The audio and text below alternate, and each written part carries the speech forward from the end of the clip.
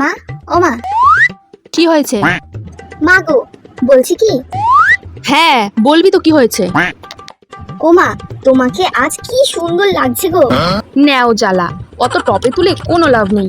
কত টাকা লাগবে আর টাকা দিয়ে কি করবি তাই আগে বল। ওই যে মা, 350 টাকা লাগবে।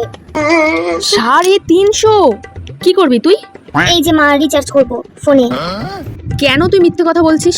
ফোনে তো 239 টাকা রিচার্জ করবি, আর বাদ বাকি টাকা দিয়ে কি করবি তুই? না গো মা, আমি কিচ্ছু করবো না, খালি রিচার্জটাই করবো, সত্যি বলছি। দাঁড়া দেখছি।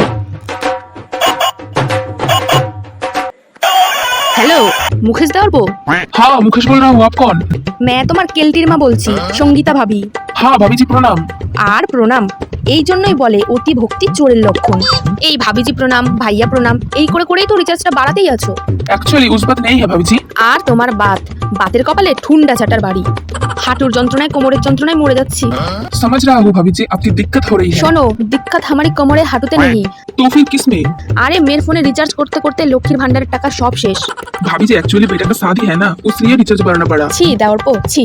हमारा भी मेर বিয়ে दिया है। বিয়ের দিন সকাল में চায়ে বিস্কুট লুচি ঘুগনি, দুপুর में পান্তা ভাত কাঁচা লঙ্কা পেঁয়াজ, और रात में मुर्गी छागल मछली सब्जी पुलाव सब दिया है। बरযাত্রী 300 जन आया है, हमने उसको भी आह्वान किया है। छाई पास खाने के लिए 3000 টাকা दिया था, डीजे दिया था, তাও কারোর থেকে 1 টাকা নেইনি। আর তুম সারা দেশের লোকের থেকে পয়সা চাইছো। ছি দেওর পো ছি।